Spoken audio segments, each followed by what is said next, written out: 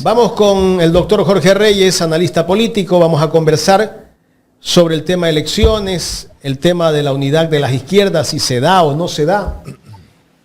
Saludamos al doctor Jorge Reyes. Doctor, gracias por acompañarnos. Bienvenido a Ecuador en Directo. Muy buenos días, estimado Jaime, estimado Gustavo. Un placer enorme saludarlos a ustedes, desearles lo mejor y a través de este medio llegar a miles y miles de internautas dentro y fuera del territorio nacional. Nuevamente, muchas gracias y me pongo a su disposición. Gracias, doctor. Bienvenido desde la Centinela del Sur, Loja. Doctor. Donde empieza y termina la patria. Donde empieza y termina la patria. ¿Cómo está el clima en Loja? Bueno, está bonito el día de hoy. Mire, yo estoy más o menos con un atuendo como parecido al suyo, al de Jaime. Incluso ahí lo veo con un chalequito. Acá estamos con buen clima el día de hoy en la ciudad de Loja. ¿La temperatura por cuánto está en este momento? Entre 17 y 20 grados centígrados. Muy agradable. Riquísimo. Sí. Casi que un Guayaquil en horas de la noche. Exactamente, así mismo es. Perfecto, doctor. ¿Qué lectura darle a estos 17 binomios que están inscritos? Son precandidatos hasta el 30 de este mes. Hay posibilidades de que algunos se bajen y sean parte de alianzas. ¿Cómo analizar todos estos binomios?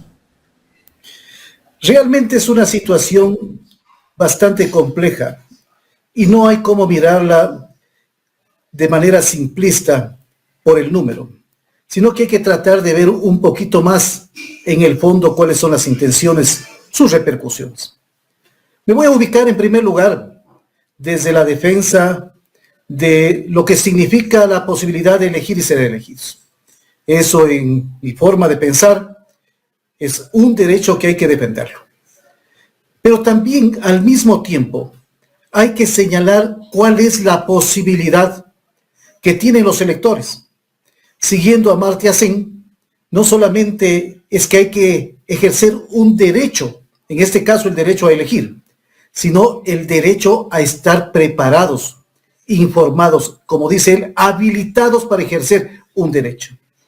Entonces la primera pregunta es, ¿el pueblo ecuatoriano llegará a conocer, si es que se mantienen, a los 17 binomios? Y va a ser muy difícil, porque la velocidad con la que pasa la vida no va a permitir que todos sean conocidos. Entonces, primer elemento, la gente no está consciente, no va a estar consciente de todos los que van a ocupar una verdadera sábana allí de candidatos. En segundo lugar, ¿quiénes son cada uno de ellos en cuanto a su pasado, a su hoja de vida, a la forma que pueden ser ameritados para poder ejercer la presidencia o vicepresidencia de la República? Porque no se trata simplemente de un nombre, sino de un pasado, de un compromiso, de una muestra. A la gente no se lo conoce por lo que dice, sino por lo que hace. Y en este caso es un buen referente lo que ha hecho. Y en tercer lugar, fíjese usted, mi querido amigo, para que usted o Gustavo, como insignes periodistas, cojan y analicen los 17 planes de trabajo, los descargan, hagan una matriz comparativa, etcétera. ¿Quién lo hace? ¿Quién puede entonces poder distinguir entre uno y otro candidato? Entonces eso significa, en mi modesto criterio, de que hay una confusión y esa confusión inhabilita realmente a la gente a tomar decisiones conscientes. Por lo tanto, creo que esto en el fondo va a afectar la seguridad que debe tener las personas para poder ejercer su legítimo derecho a elegir en este caso. Ese es un primer elemento. Doctor. Un segundo elemento, sí, escucho. ¿Qué se debería hacer para evitar tener tantos candidatos? Bueno, yo quiero contarle unas dos cositas más que me parece que son insoslayables. A ver, vea, ¿qué es lo que sucede? Según los estudiosos de las proyecciones, de las matemáticas, de la estadística inferencial, resulta ser que aproximadamente el 25% de todos estos candidatos tendrían alguna opción de pasar al balotaje. Es decir, quedar entre primero o segundo. O a lo mejor ganar en una sola vuelta. Entonces la pregunta es, si realmente eso es así, que de los 17, 5, pongámoslo en términos redondos, estarían habilitados para eso, que hacen el resto. Entonces viene una pregunta desde la sospecha. ¿Acaso no reciben cada uno de estos señores que están en el binomio una especie de tarjeta como las que dan para ir al Supermax o cualquier centro comercial, etcétera? Dice, usted puede consumir hasta tanto. Acá tienen del Fondo de Promoción Electoral $200,000. Entonces, ¿qué tal? Yo accedo a una candidatura, me dan esa plata para que yo pueda pautar con algunos medios. A nivel nacional son los grandes canales oficiales de televisión y son las grandes radios de alcance nacional. Entonces, me he promovido, no porque saben que van a ganar la presidencia de la República, ni van a entrar al balotaje, pero sí se han hecho conocer, sí están habilitándose para ser candidatos a diputados, alcaldes, prefectos, o incluso para tener allí una etiqueta de candidato presidencial. ¿Pero a costa de quién? ¿Con la plata de quién, mi querido amigo? Con la plata de todos los ecuatorianos. Entonces eso no puede ser aceptado. Y si usted le suma unas 2 cositas más en este particular, que es que esa pauta, así se ha hecho público, se ha denunciado, significa que como no le da pues la platita en la mano al candidato, sino que llega, hay los medios de comunicación y los intermediarios que dicen, vea, aquí le podemos poner la pauta y después le vamos a dar algo. Por lo menos eso escuché en algunas declaraciones a nivel nacional. ¿Y eso qué implica? Un acto de corrupción.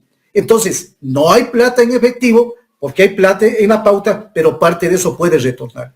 Y el tercer elemento, y paso a contestar su pregunta, es que en un país en donde vivimos un narcoestado, las denuncias de don Chochólogo, ahora más profundizadas con las denuncias de los señores de la posta, muestran indefectiblemente que estamos viviendo en un narcoestado.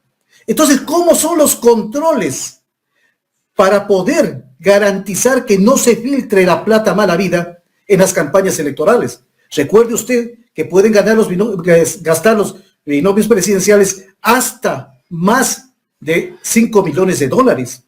Y claro, la UAP le dice, en las obligaciones, si tiene un aporte de $10,000 o más, tiene que reportarlo. Pero si le ponen 9,999, entonces se queda. Estos son los elementos que hacen pensar mal en estas cosas. ¿Qué sucedería, mi querido Jaime, si a los candidatos le dicen, a ver, señores, ustedes vengan y participen? Mamiticos tienen todo el derecho a participar. Todos tienen la obligación de acceder a ese crédito, a ese regalo del Fondo de Promoción Electoral. Pero los que no pasen o no lleguen al 5% en las votaciones devuelven inmediatamente y con intereses lo que se ha recibido. ¿Quedarán los 17 binomios o pensarán 2 veces?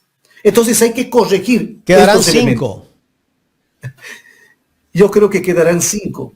Y esos 5 es porque tienen mayores posibilidades de acceder. Tienen recursos también, me imagino. También estarán allí la gente. Porque para el señor, el candidato presidente a la reelección, o yo diría, el candidato cesante en la presidencia de la República, yo creo que hay que ubicar las cosas. Cesante quiere decir que ya no se va a reelegir. Yo creo que si por allí van las cosas, allí, sin que quiera jugar aquí a la Gugayala, no. Sí, lo que lo trato de decir es que para muchas gentes de esos, $200,000 es un suspiro, porque tienen las condiciones de hacer una gran campaña millonaria. Pero hay otros elementos que vale la pena decir aquí. Usted sabe, mi querido Jaime, ¿cuántos de los 17 candidatos presidenciales son afiliados a sus partidos políticos? No creo que pasan de 6. Está doña Luisa González, que es la presidenta de su partido. Está el señor presidente cesante en sus funciones, que se creó un nuevo partido para él, ¿no es cierto? Están los señores del socialcristianismo, creo que el señor de Reto, y no creo que llegan a 6. Entonces, ¿qué sucede con el resto? Que han sido buscadores de partidos de alquiler. Entonces allí estamos. Y hay que ponerlos de lado y lado. Vea, hay partidos que se prestan para esto y hay candidatos que están felices y se prestan para esto. ¿Y qué es lo que pensamos desde la ciudadanía? Llana y sencilla. A ver, usted tiene un candidato presidencial porque en términos generales un buen candidato presidencial significa algo así como el 70% del arrastre de una votación. Entonces, evidentemente, si tiene un candidato presidencial, puede utilizarse para llegar en una, en otra o a nivel nacional con algunos asambleístas. Y entonces, ¿cuál es el deseo de tener asambleístas? Primero, de tenerlo allí al partido con representación, pero también, usted sabe lo que ha sucedido en la asamblea, tener una especie de monedita de cambio para negociar, voy a decirlo políticamente, no quiero decir otra cosa, pero para negociar políticamente. Entonces, obviamente, un buen bloque de asambleístas crea esa posibilidad, pero también crea la otra, del otro lado, de los que acceden a ser candidatos.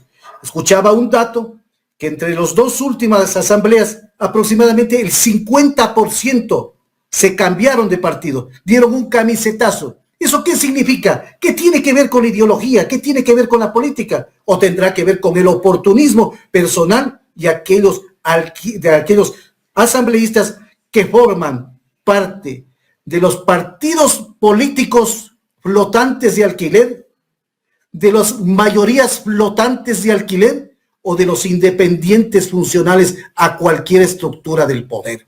Allí entonces tenemos una situación muy difícil que hay que afrontarla en estas circunstancias y que analizar los 17 binomios, que esperemos que disminuyan para que haya alianzas, etcétera, significa poder reconocer tras de esto una situación que estamos viviendo en partidos políticos que tienen precio, que tienen un valor de uso y un valor de cambio. Es decir, le estamos llegando al límite de lo que significa la comercialización del sistema de partidos políticos en el Ecuador. Mi estimado doctor Reyes, buenos días.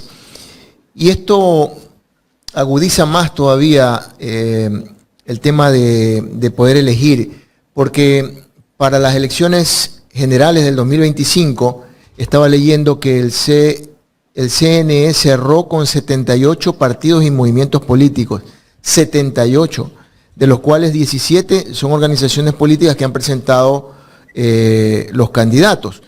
En las elecciones pasadas, si no me equivoco, finalmente se presentaron 8 candidatos. En esta elección no va a ser gran diferencia. Pero esta dispersión que se está generando producto de esta gran cantidad de personajes, esta dispersión electoral podría afectar finalmente en el electorado para saber entender las propuestas, como usted lo manifestó al inicio de su intervención, de poder entender las propuestas que cada uno de estos personajes van a presentar, porque algunos se van a ir por el lado digital, con sus mensajes tiktokeros, otros se van a centrar específicamente en los puntos específicos que necesita el país, como el tema de la economía, el tema de la seguridad, el tema de la salud, el tema del empleo. ¿Esta dispersión se va a acrecentar aún más? Yo creo que el efecto inmediato es crear más confusión en el electorado y jugar, apostar aquello de que la política no vale de nada y que da lo mismo elegir a cualquiera. Hagamos una especie de ejemplo. Es como si metiera usted en un saco 17 fichas y alguien que le dijera casi sin ver, medio la puedes topar un poquito, saca alguna de ellas. Entonces, cuando hay tal aglomeración, lo que podemos advertir es que la capacidad de discriminación del electorado se minimiza.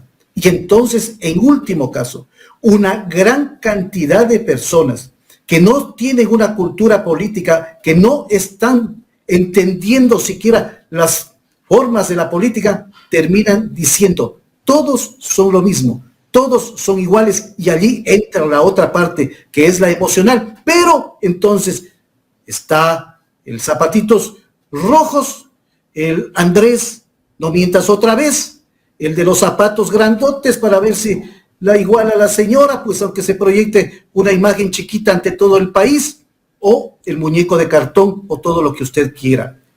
Por lo tanto, esta es una forma de degradación de la política que hay que corregirla, mejorando las exigencias para que puedan participar. ¿Qué es lo que va a suceder, mi querido amigo?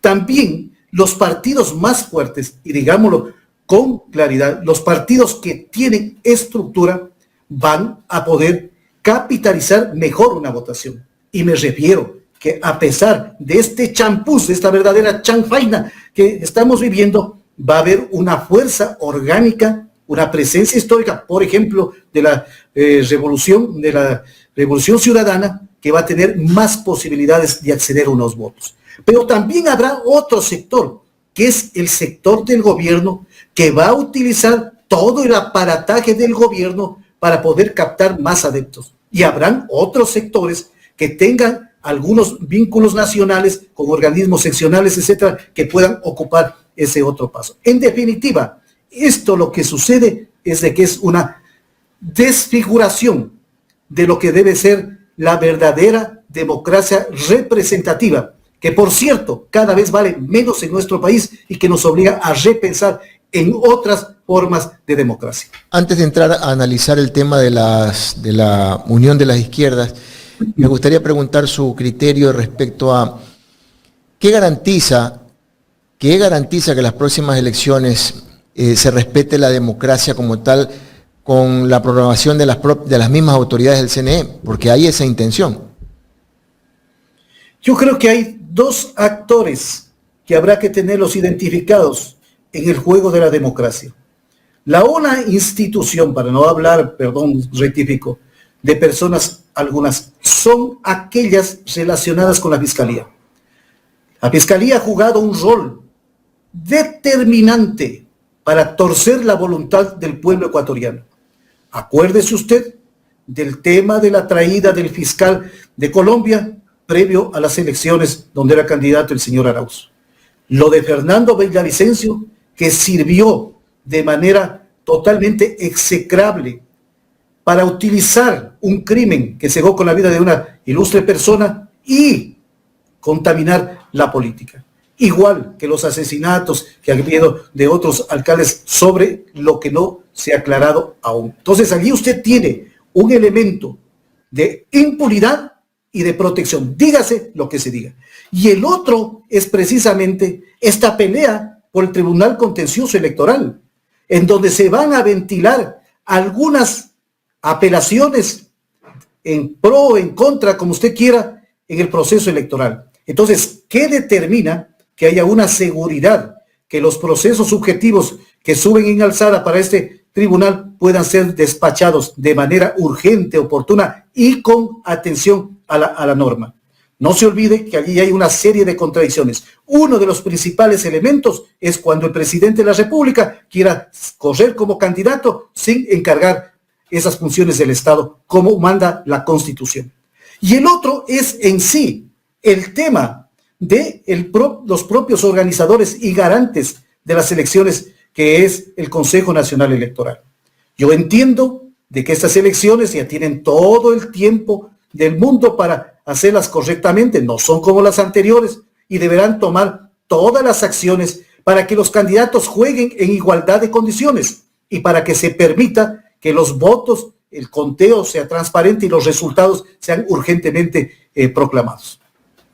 Muy bien, vamos a entrar entonces al análisis de la unión de las izquierdas, porque finalmente lo que se pretende con esto es ganar en una primera vuelta, pero de no llegarse a un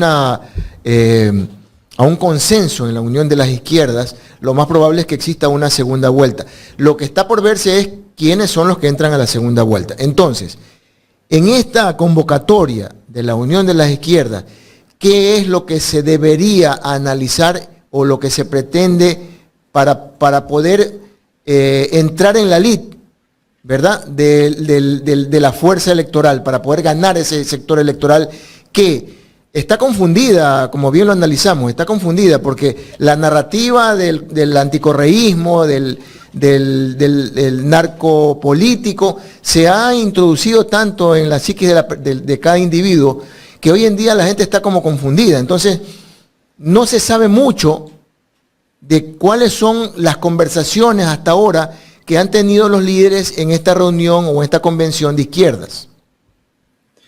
Estimado Gustavo, este también es un proceso complejo.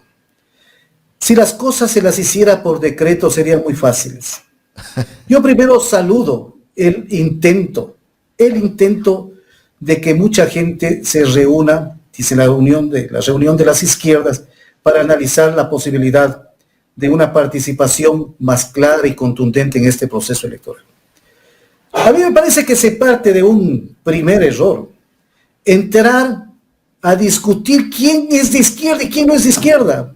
A mí me parece completamente trivial e improductivo, porque todos tienen de alguna manera un concepto de lo que es la izquierda y también un concepto de lo que no es izquierda. Yo creo que en este momento lo principal en esta patria que se derrumba, que se ahoga, que está al borde del barranco, hubiera sido decir, aquí estamos los que no somos neoliberales. Entonces a veces es más fácil identificarse en función de la negación de algo que en función de la teorización y de interminables discusiones que llegan al plano improductivo. Entonces yo digo, ese grupo que está diciendo, ya basta de un narcoestado, todos los que estén en contra de un narcoestado pueden estar reunidos. Todos aquellos que han dicho aquí este Estado no tiene que invertir, la inversión en este gobierno menor que la de Lazo, significa prácticamente nada. Entonces, todos los que creen que el Estado tiene que invertir para dinamizar la economía, etcétera, nos podemos unir. Todos aquellos que dicen no a la intervención del Estado y al achicamiento del Estado, que se vayan por otro lado, que se vayan por el lado del neoliberalismo. Todos aquellos que creen que el Estado, cumpliendo la Constitución, debe ser garante del ejercicio de los derechos de las personas, se pueden reunir. Todos aquellos que están de acuerdo que los grandes activos, por ejemplo las hidroeléctricas y otros, que son los medios de producción deben estar en manos del Estado, pues vengan, únanse acá. Los otros que se quieren llevar en plomazos poniendo en riesgo, como lo acaban de decir sus invitados anteriores, por ejemplo el OCP, sin vergüenzas, pillos, ellos tienen que estar en el otro lado. La otra gente tiene que estar por acá. Entonces yo construyo una propuesta de la negación de lo que están haciendo durante los últimos 7 años. Claro, allí hay un problema muy serio, el tema del extractivismo. Pero entonces, en lugar de una discusión intrascendente, que si es o no de izquierda, que si el progresismo es o no izquierda y así por el estilo, debería priorizarse, sobre todo en estos momentos que vive el país, las coincidencias en cuanto a no hacer. Ese es el primer punto en esta parte. El segundo punto, Gustavo, a ver, escucho, Gustavo.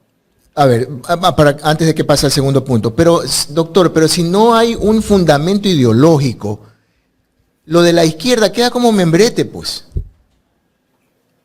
Lo que sucede es de que todos tenemos una forma ideológica y para discriminar lo que uno no es, ¿sí? Entonces hay que tener una forma de pensamiento, una ideología.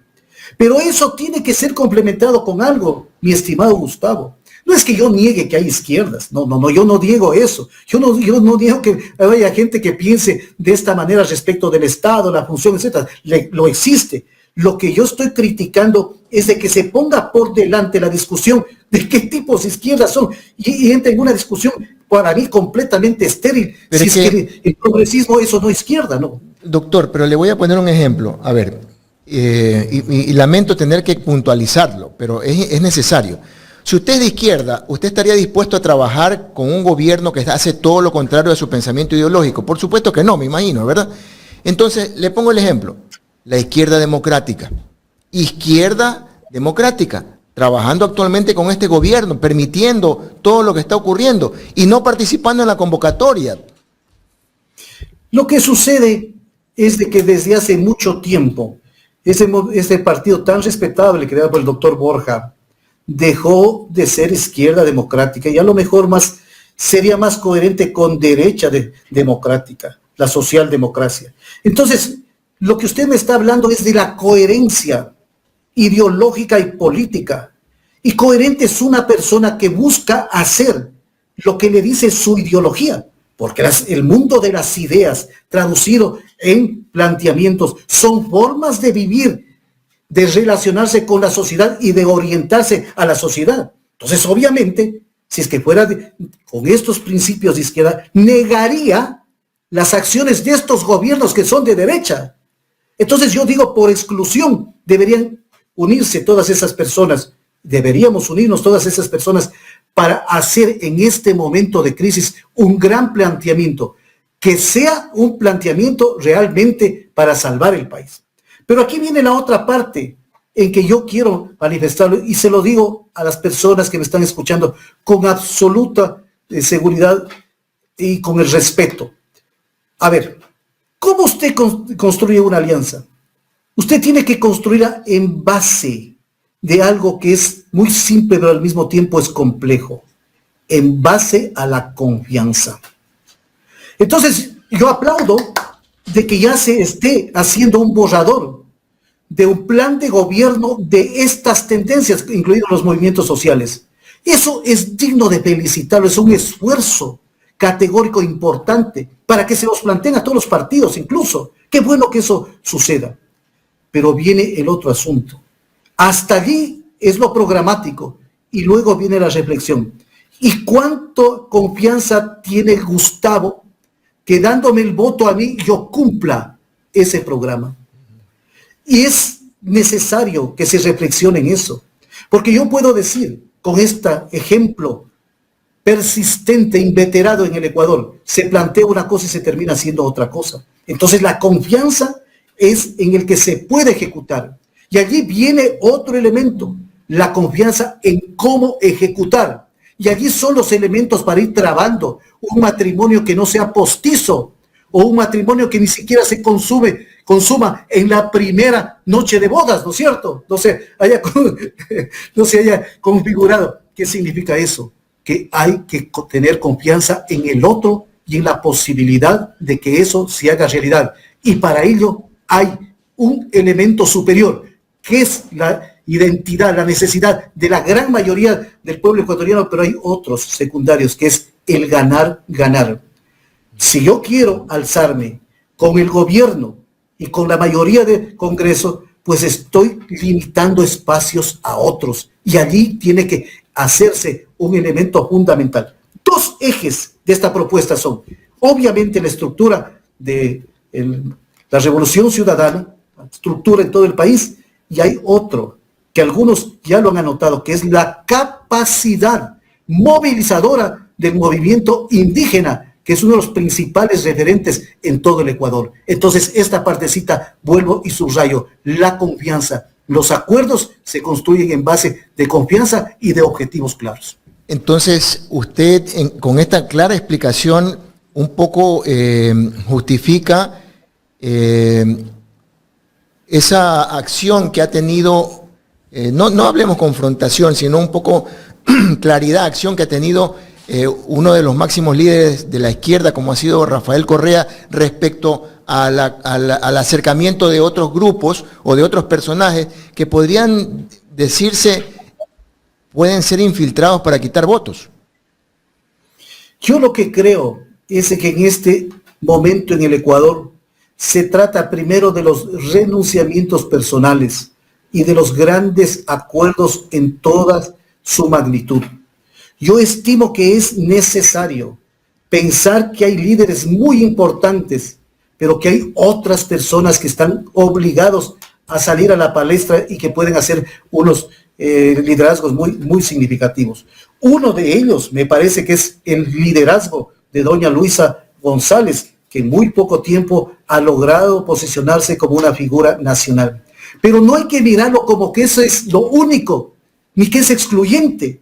Lo más importante es ver que en otros sectores hay otros planteamientos muy importantes. Le voy a decir algo. en estos momentos en que vienen, invierten y se llevan la plata del Ecuador a paraísos fiscales y luego quieren meternos por la tranquera esos mismos recursos, la burguesía nacional o el empresariado nacional que reinvierte en el país se convierte en una fuerza democrática y patriótica. Entonces, fíjese, más allá del tema conceptual de las izquierdas, usted tiene un elemento clave que es un planteamiento nacionalista que habrá que señalarlo. Más allá de cualquier otra situación, del modelo de gestión del gobierno, hay, querrámoslo o no, un modelo centralista que ha pospuesto los intereses de los municipios, especialmente prefecturas, juntas parroquiales, y que no se ve que eso esté incorporado en una propuesta. Entonces, lo que yo trato de decir es que esa amplitud para buscar un gran frente que vaya más allá de los membretes políticos, sino que apunte a resolver problemas y a cambiar en su esencia a este Estado, tiene que convocar a un amplio sector de ecuatorianas y ecuatorianos. Y en ese sentido, y ahí con esto le doy paso al director, y en este sentido, entonces los ecuatorianos que tenemos esa vocación de pensamiento de izquierda, tenemos que estar claros en la convicción de aquellos que buscan el interés nacional y aquellos que están detrás de los intereses de los grupos económicos privados. Efectivamente, yo creo que eso es clave, dimensionar adecuadamente. Nadie, perdóneme, nadie en ninguna parte del mundo va a pensar igual que otro. Si alguien dice es que yo quiero un partido que piense de esta manera, el otro no lo va a encontrar.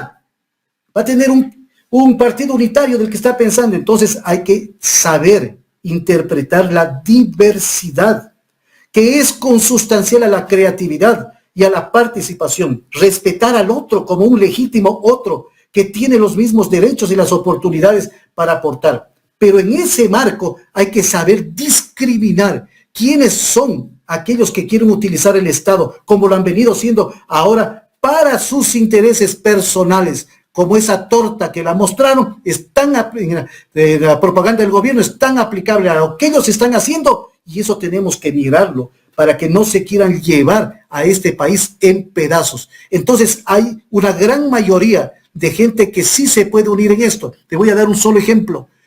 Los votos que se sacó por el no en la famosa consulta, en las dos preguntas que llegaron aproximadamente al 70%, hablan claro de lo que podemos hacer si nos unimos más allá de situaciones político-partidistas que son legítimas. Podemos hacer una alianza mucho más grande y a eso debemos estar predispuestos.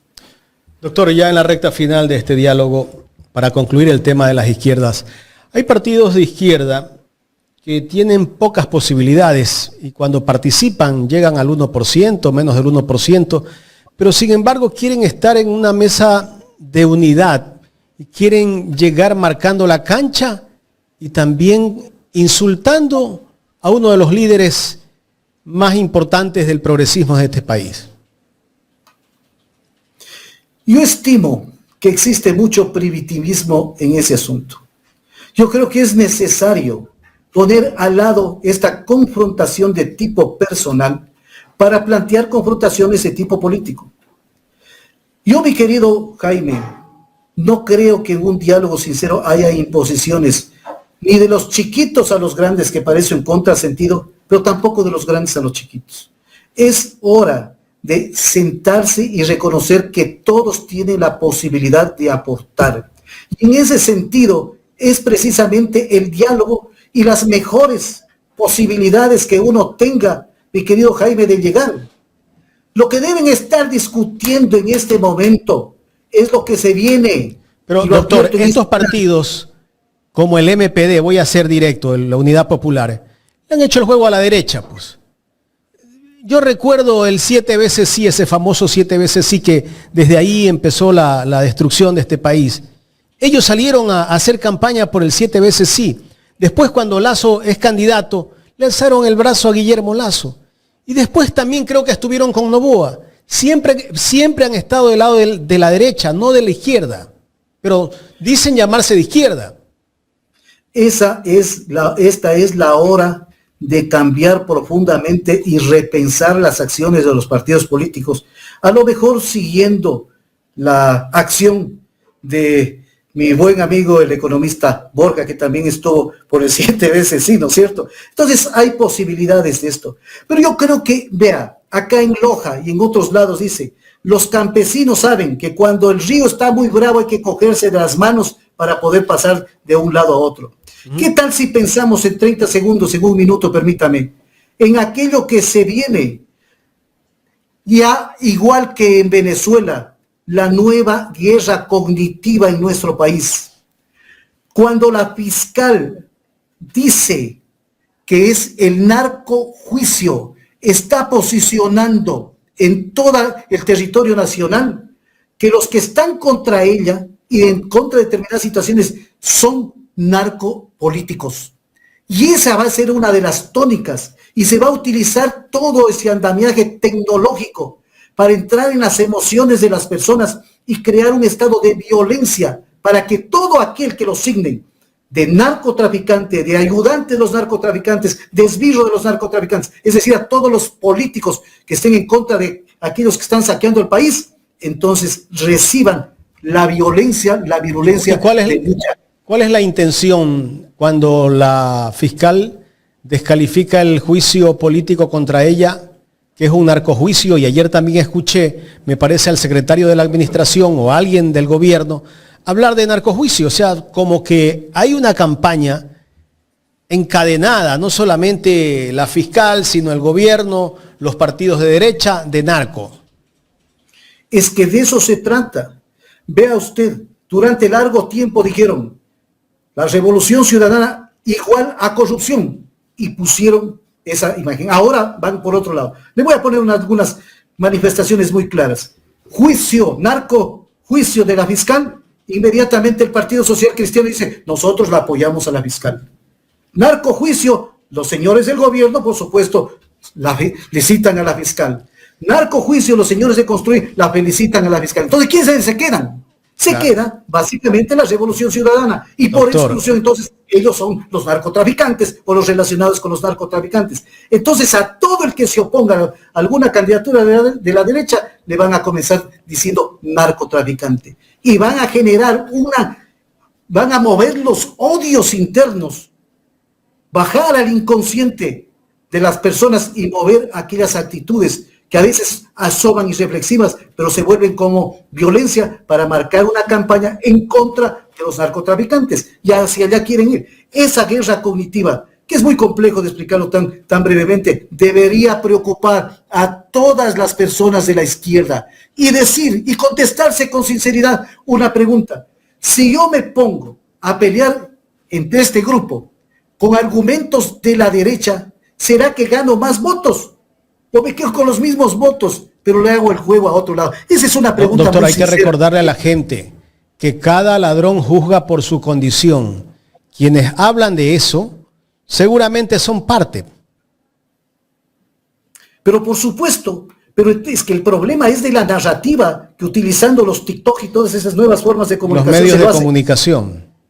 Pero esos grandes medios, porque hay como que permiten posicionar otras ideas. Pero vea, otro ejemplo. ¿Qué más clara relación del gobierno de Lasso, de su cuñado con la mafia albanesa? ¿Qué más clara muestra de la impunidad que se puede prestar a todas estas gentes que incluso quisieron echarle tierra a la acusación, que no permitieron que se progrese, y que han seguido hasta cambiándole del objetivo? Pero a los que están verdaderamente relacionados con eso, y en un país donde se exporta droga a través de las cajas de banano, pues es fácil pensar por dónde ve el asunto. Pero aquí es quien con habilidad repite 1000 y 10,000 y 1,000,000 de veces una mentira y la posiciona. A tal punto que usted ve las últimas discusiones. No, pues el gobierno sí está haciendo algo, no lo hace todo, bla, bla, bla, bla. Por allí los grandes opinólogos, pero sí está haciendo algo en contra del narcotráfico y en contra de la inseguridad. Eso debe preocupar en una campaña política en la que no hay tiempo para leer 17 planes de trabajo O sea, son 12 planes de trabajo y tomar una decisión consciente, porque se está jugando con las emociones y se encuentran a los grupos alineados en izquierda, divididos, tenga la plena seguridad, que será prácticamente allanado el camino para más de lo mismo. Doctor, ya en la recta final de esta entrevista, me gustaría tocar el tema de la churonita de Loja. Estamos casi que cerca de las fiestas o el recordatorio de la aparición de la Virgen del Cisne. Sería importante tener un recuento de parte suya de esta fiesta católica que vive Loja. Bueno, el tema de la Virgen del Cisne, de la reina coronada del cisne, así es, o de lo que decimos los ecuatorianos, los lojanos, nuestra churonita, es más que un hecho religioso. Para mí, la referente de lo más grande, del más grande símbolo de la lojanidad. Antes de eso voy a decir unas dos cosas. La primera es que nos diferenciamos de los animales porque el hombre es el único ser simbólico y que ese símbolo le permite hacer cosas y transformaciones importantes. Y la segunda situación, que todos los hechos, en este caso religiosos, están siempre unidos a otras condiciones, por ejemplo, culturales, económicas, etc. Vea usted, el 20 de agosto llegó una vez más a Loja la churonita del cisne, con una cantidad impresionante de feligreses que la acompañaron desde el cisne hasta San Pedro, de San Pedro hasta Catamayo y de Catamayo hacia Loja. La más grande manifestación de fe que existe, yo diría, en nuestra provincia y a lo mejor en el país. Pero es una virgen que se ha ido adaptando desde la historia a los cambios de Loja. Aquella imagen que fue construida hace tantos años, 430 años, y que tenía una forma de vestimenta, y que fue cambiando a lo largo de los tiempos, incluso cuando fue generalísima del ejército, etc. Y es una virgen que la viste todo el mundo, de acuerdo a cómo quiere verla. La virgen con traje campesino, la madre con su niño al lado, etcétera, etcétera, cosas. Entonces, ese símbolo cada vez ha estado más entronizado con lo que queremos los lojanos, con lo que sentimos los lojanos. Y evidentemente, esa es una imagen que representa muchas cosas. El caminar con la Virgen del Cisne es sinónimo del niño que camina agarrado de la mano de su madre. Ese es el concepto. No irla a ver, sino caminar con ella. Y cuando hacemos un análisis y preguntamos a la gente, dice, yo vengo y la acompaño porque voy a pagar los favores que me hizo la Virgencita. Y eso es importante. Pero también eso está unido a la Feria de Loja. Quizás puedan venir ustedes para la Feria de Loja, sean mis invitados especiales.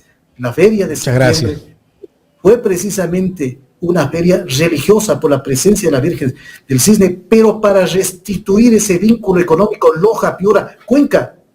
Y para ello significa la posibilidad de que las gentes anteriormente decían, hay que tener las medidas de la feria. Entonces le daban una camisita, etcétera, una mudadita, como se llama, las medidas de la feria. Pero ahora eso ha cambiado y entonces para nosotros como locanos, con este gran símbolo de la lojanidad que ha permitido unir a todos, mi querido amigo, significa que nos tenemos que preparar para nuevas situaciones de orden social y económico, que son los desafíos a esta Loja querida, que no la han dejado desarrollar, que no la han atendido, pero tampoco la han dejado desarrollar, y que tiene el derecho a ser lo que siempre ha sido, la puerta abierta hacia el Perú y la puerta abierta al mundo, que es una tesis fundamental. Doctor Reyes, muchísimas gracias por su participación en esta mañana, pero antes de que se despida, le quiero pedir su consejo, porque estamos viernes, y aquí los viernes en Ecuador en Directo con Jaime, le pedimos a nuestro público y a nuestros invitados que nos den una sugerencia de qué nos podemos servir. Acá los costeños dicen encebollado, otros dicen por ahí pescado frito, de la sierra nos mandan a comer el chuchucara, nos mandan a comer hornado, ¿verdad? De Loja, ¿qué nos invita pues a comer, mi estimado doctor? Aunque acá en Guayaquil hay restaurantes lojanos. Cuando ustedes vengan a Caloja, los invito a servirnos un cuy en el valle. ¿Sí? Cuy. No sé si usa el cuy, pues el cuy, amigo querido. ¿No? Yo no he comido cuy, pero yo lo acepto. Si usted nos bueno, invita. ya ven, ese es un cuy o una gallina acullada también. Pero acá los lojanos, verá, somos venazos para el repe, los lojanos repeos, ¿no es cierto? Para una asesina. Fíjese, por allí está nuestra gastronomía. Así que desde por acá les voy a decir que cuando vengan los vamos a invitar a que puedan deleitarse con esta exquisita gastronomía. Le puedo decir muchas cosas más, incluidas unas alverjitas con guineo, ¿qué les parecería, por ejemplo, una mielcita con quesillo? Por acá tenemos cosas muy ricas, igual que por allá, por ejemplo, no dijeron esas bolas de verde que son buenas, ¿no es cierto? Las bolas, claro, caldo de bolas. Que tienen una gastronomía hermosa. Así que, nuevamente, acepten una cordial invitación, nos honrarían con su Vamos presencia a coordinar ese viaje, en la feria y que se transmita desde acá, desde Loja, un programita como Oiga, este. me dice John Zurita que el seco de chivo también es bueno en Loja. ¿Es verdad? El seco de chivo y el chivo al hueco, muy bueno, pues, ¿no es cierto? ¿El En chivo? Zapotillo, ¿El chivo? mejor, Al hueco. el chivo al hueco. Es una forma especial de prepararlo. Usted lo pone allí bajo tierra con las brasas y sale al otro día algo riquísimo. El chivo a veces es muy duro, pero queda completamente delicioso y suavito. ¿Eh? Muy bien. Entonces estamos listos para agendarnos para el próximo viaje que vamos a hacer para Loja. Y de eso sí no me voy a perder el café lojano. ¿Eh? El café lojano para mí es... El café lojano, somos ganadores de muchas tazas doradas de café, pero acá los invitamos a pegarnos un café de chucho. ¿Sí saben lo que es eso, no es cierto? ¿No? Se pone el café en un filtro y se le echa agua y sale una cosa deliciosa. Entonces así llamamos por acá. Entonces es un café filtrado muy sabroso. Tomamos su palabra. Muchísimas gracias, doctor Reyes, por estar con nosotros. Gracias, doctor. Gustavo, Jaime, ilustre director, muchas gracias por esta entrevista. Y qué lindo que hayamos cerrado así riéndonos, poniendo alegría. Que nadie las nos tensiones de la semana. Claro que sí. Un abrazo para ustedes. Y bueno, nosotros también lo esperamos acá cuando venga a Guayaquil, pues, aunque sea para comernos un encebollado. O un caldo de bolas, de esas bolas de verde. De eso mismo le decía, un caldo de bolas de esas con un buen condumio. Así que aceptado, también vamos a ir por allá. Gracias, doctor. Al doctor Jorge Reyes conversando con nosotros en este día viernes.